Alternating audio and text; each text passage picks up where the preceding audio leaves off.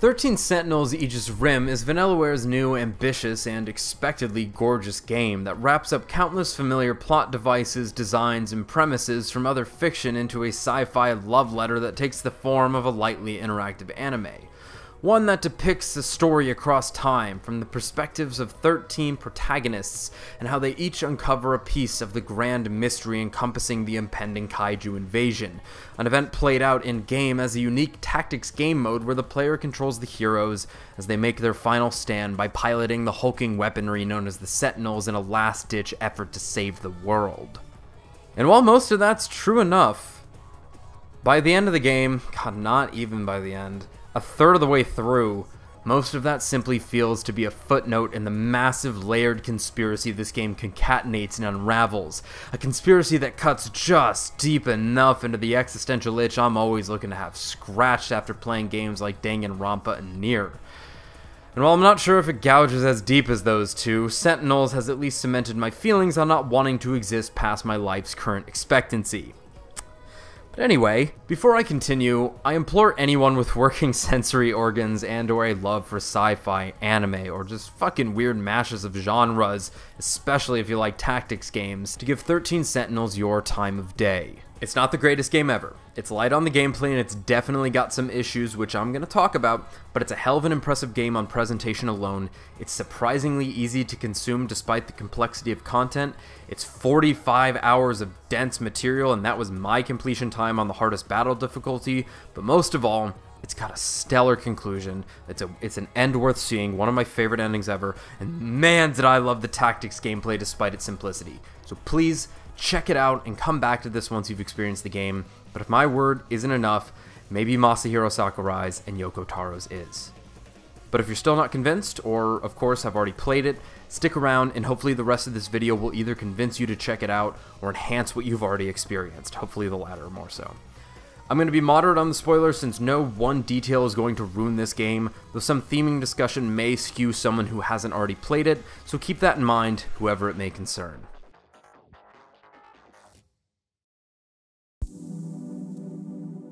So then, what's so special about this game, apart from the killer set design, music, aesthetics, and art style come to be expected from Vanilleware's brand, even if the mechs are kind of ugly, though the second and fourth generation Sentinels did grow on me. But anyway, this game's special on virtue of being able to tell a story in the complex, out-of-order way it does, with the volume of detail and key information it contains, without making the player ever feel lost or that they know too much. Meaning, the delivery of information is nearly perfectly controlled, while also the scenarios and events are continuously engaging due to their direction. That by sectioning route content into concise, dense episodes of just a handful of scenes that never total over 20 minutes in length, unless you're stupid like me and couldn't figure out how to progress half of Iori's episodes,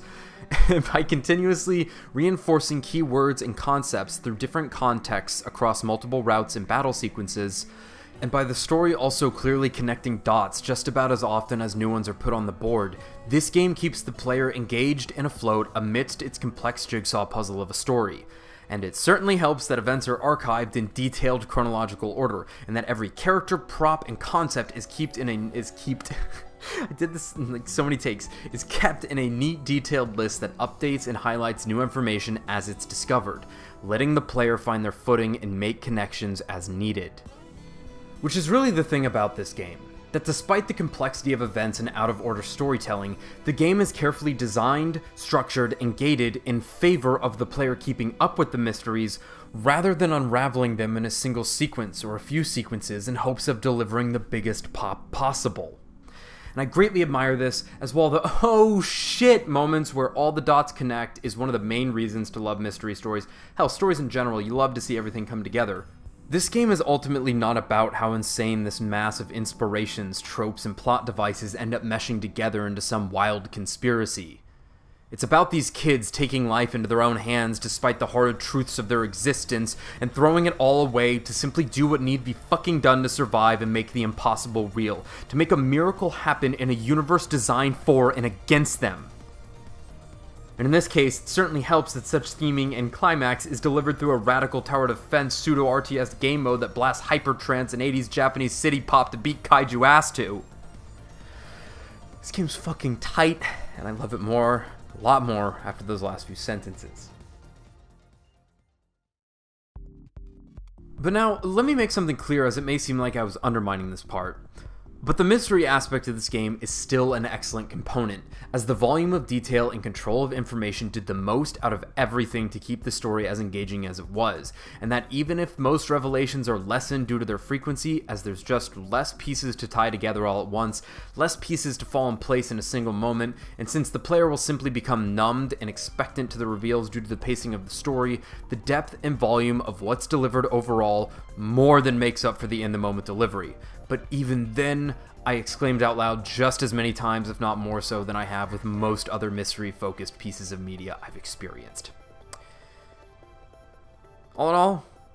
game's pretty fucking nice.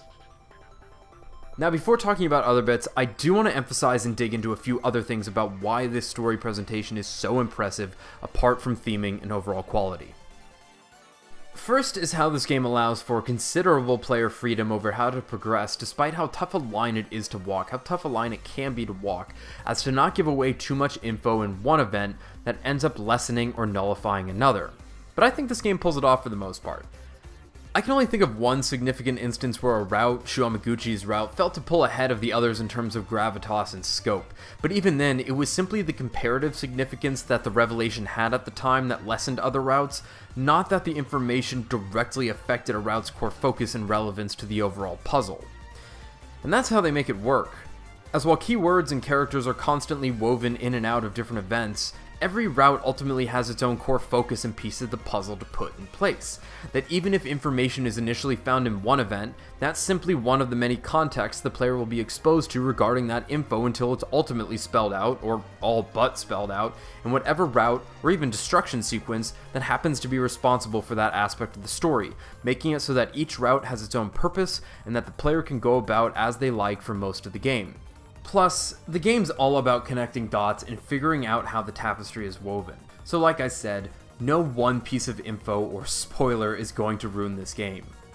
Second, speaking of individual character routes, it was nice to feel there were no clear winners in regards to quality and importance, that everyone had their part to play in the story, that it wasn't just 13 pro tags for the hell of it, they all had a purpose. Even if Iori's story is arguably the weakest. Though even then, her route exists to demonstrate how ironic and different life can go given the circumstances, and that showing how hopelessly romantic this girl is does play into the overall picture. So yeah, even arguably the worst one, and it's the worst one, wasn't even close to a waste, as it had its own tone, direction, and focus, its own identity and personality that reflects the character or their circumstance, just like the rest of the routes. Which was great, as it always kept things fresh when jumping between the different routes despite the simple core gameplay, if you even want to call it gameplay.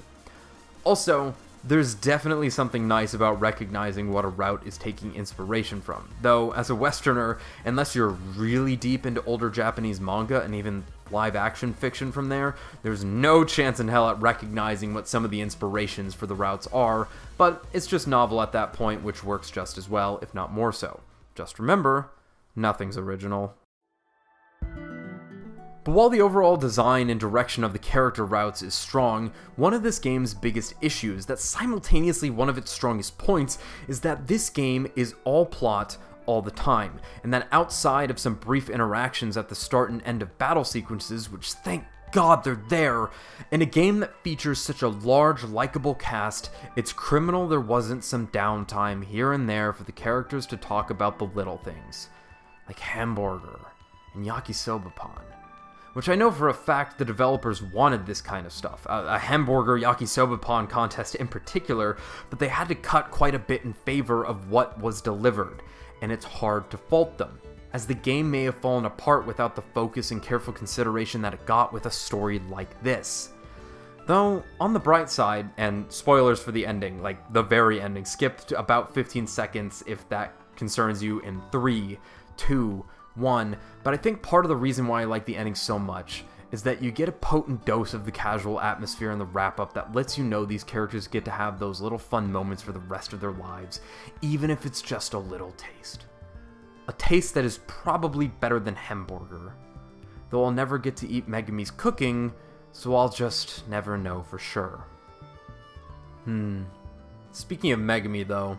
character depth and motivation in this game at times, often even, is a bit shallow in one note, as well as characters' naivete being too much of a reason for doing what they are. Megami is probably the prime example of this, but she's at least shown as to just how stupidly dedicated she can be to a cause, literally and figuratively sticking to her guns, and is even a straight up G in the latter half of her route. Like, good God, does she want that dick. But hey, good call. Look at him in the future. Jesus Christ. So even if a few parts are far-fetched or reflections come a bit late, characters are at the very least consistent. Now, while I find it hard to criticize the game too harshly among its lacking aspects, since the developers sound to know, and surely do know, exactly what fell short, as the director has commented on the strained development of the game, there are still some video game parts of the game I would have liked to seen possibly fleshed out. Once again, it's hard to say if losing too much focus from what the game spotlights would have been ideal or not, but 13 Sentinels is a video game that presents itself and harbors mechanics of that of an adventure game. It is an adventure game, is what that means, in the remembrance sections, of course. Yet, it lacks significant use of the key words, unique objects, and even level structure as anything other than a fancy means of presentation and info tracking, which does have merit, but the minimal puzzle element and linearity while having control can't help but feel like there could have been more to the Remembrance overworld gameplay. That said though, there is one incredibly unique aspect of the adventure elements and route system that's by far the most standout thing about it, albeit underutilized, or really, I just wanted to see more of it, and that is the use of real time to produce seemingly natural occurrences and route deviation among the repeated scenes. There is something so incredibly engaging about searching for the way to break the Groundhog Day, to divert a sequence onto a new path while the variables you have to work with are moving rather than simply selecting a new option from a pop-up menu. And not to mention, it really amplifies the tone and atmosphere of the beautiful environments as it brings them to life rather than simply being a set piece. Though I will say, the use of the repeated scenes with slight variation did take some time to get my head wrapped around, especially with a flowchart system, as it seems like all events that play out are mutually exclusive from each other, when really, it's just the next day at school where everything is freakishly identical to the previous day, except a character learned a new word, concept, or name that'll change their life. Though I'm pretty sure there's an in-game explanation for that somewhere, or at least a specific keyword that can be pointed to. Anyway, shoutouts to the routes of Hijiyama, Ogata, Takamiya, Shinonome, and definitely Juro for doing the most with what little the Remembrance gameplay had to offer. And speaking of gameplay, to finish up, don't have too much more to say. While the destruction side naturally feels to be secondary to the Remembrance half of the game, since the story content within is mostly complementary in a game that is half to two-thirds visual novel,